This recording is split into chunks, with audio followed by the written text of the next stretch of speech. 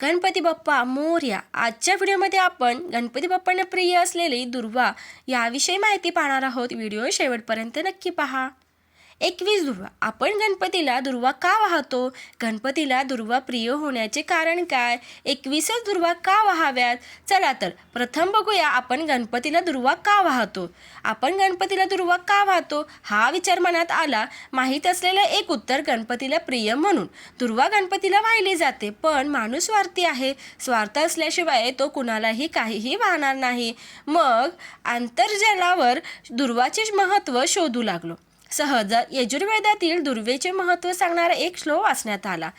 कांडांतकांडा प्ररोहंती पुरुषस्परी एव नो दुर्वे तनु सहस्त्रेण शतेन च. ऋषी अग्रणी देवता पत्नी छंद अनुष्टुप. अर्थ हे दुर्वा एका कांडा शत सहस्र आणि असंख्य बाहूने चहूबाजूंना पसर, अर्थात विस्तार कर आणि आम्हा प्रजाजनांना समृद्ध कर. गणपती अर्थात गणाचा अध्यक्ष अर्थात राजा. वैदिक काळात गायी, घोडे, शेळ्या हे मानवाच्या उपयोगी येणारे पशु. बैल शेतीला, काय दूध, दही आणि तुपाला, घोडे प्रवासाला, युद्धाला इत्यादी, आणि शेळी मांस आणि वस्त्रासाठी.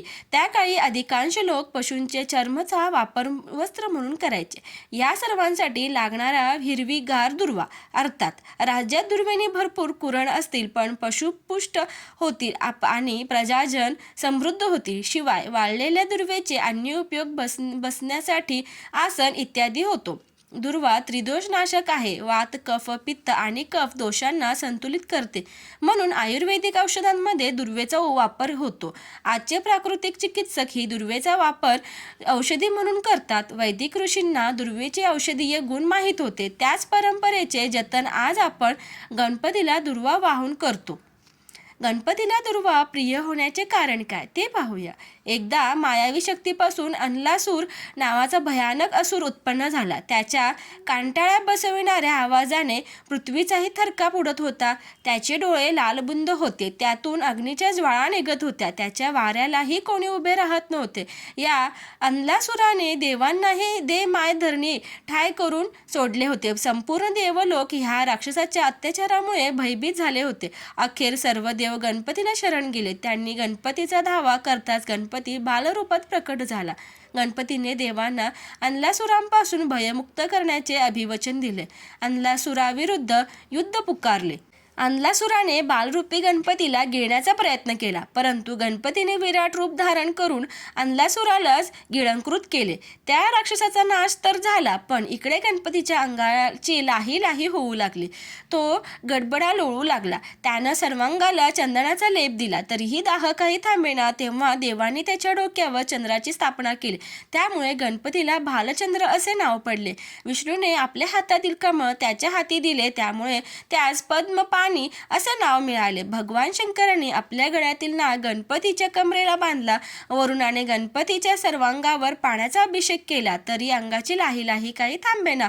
गणपती बिचारा तळमळत जमिनीवर लोळत होता. इतक्यात काही ऋषी मुनी तेथे आले. प्रत्येकाने 21 दुर्वांची जोडी गणपतीच्या मस्तकावर ठेवली आणि चमत्कार झाला. गणपतीला तात्काळ बरं वाटलं. त्यांच्या अंगाची आग शांत झाली. गणपती आनंदून म्हणाले, माझ्या अंगाची लाही शांत होण्यासाठी सर्व देवाने नानाविध उपाय केले, परंतु दुर्वाने माझ्या अंगाचा दाह कमी झाला.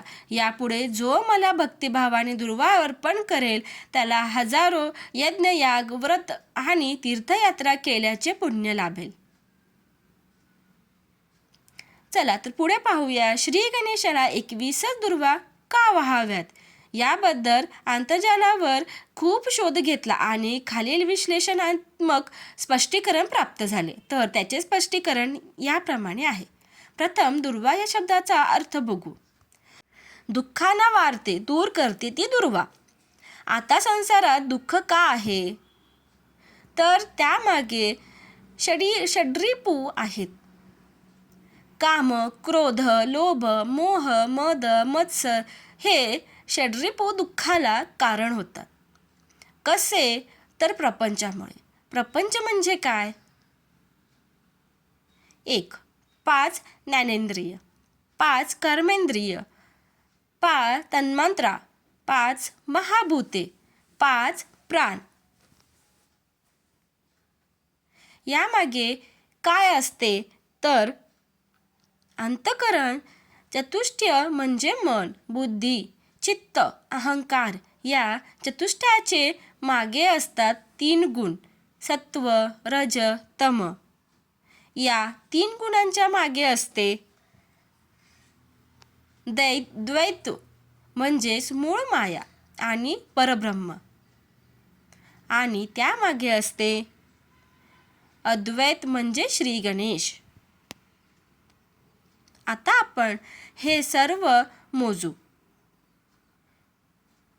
6 षड्रिपू, 5 प्रपंच, 4 चतुष्टय, 6 3 गुण, 2 द्वैत. या सर्वांची बेरीज 20 होते व शेवटी राहतो एक, तो अद्वैत म्हणजे श्री गणेश. अशा 21 दुर्वा व्हाव्यात. यातील 20 जे दुःखाला कारणीभूत आहेत ते दूर करण्यासाठी आणि एक अद्वैताला. अशा 21 दुर्वा श्री गणेशाला अर्पण कराव्यात.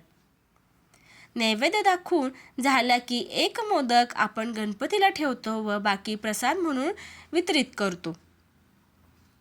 अद्वैतातून जन्म झाल्यावर आपण द्वैतात येतो आणि परब्रह्मापासून दूर होऊन मायेच्या प्रभावात येतो. त्यामुळे 3 गुण मन, बुद्धी, चित्त, अहंकार हे चतुष्टय आणि पंचसकार म्हणजे ज्ञानेंद्रिये, कर्मेंद्रिये, तन्मात्रा, महाभूते आणि प्राण आणि षड्रिपू असा 20 समूह आपल्या मूळ स्वरूपावर आरूढ होतात व कर्मफळ सिद्धांतानुसार आपण आपले मूळ स्वरूप विसरून जन्ममरणाच्या फेऱ्यात फिरत राहतो. त्यातून बाहेर पडण्यासाठी श्री गणेश उपासना आहे असा 21 या संख्येचा अर्थ आहे. गणपती बाप्पा मोरया. माहिती आवडल्यास व्हिडिओला लाईक, शेअर आणि सबस्क्राईब करायला विसरू नका. धन्यवाद.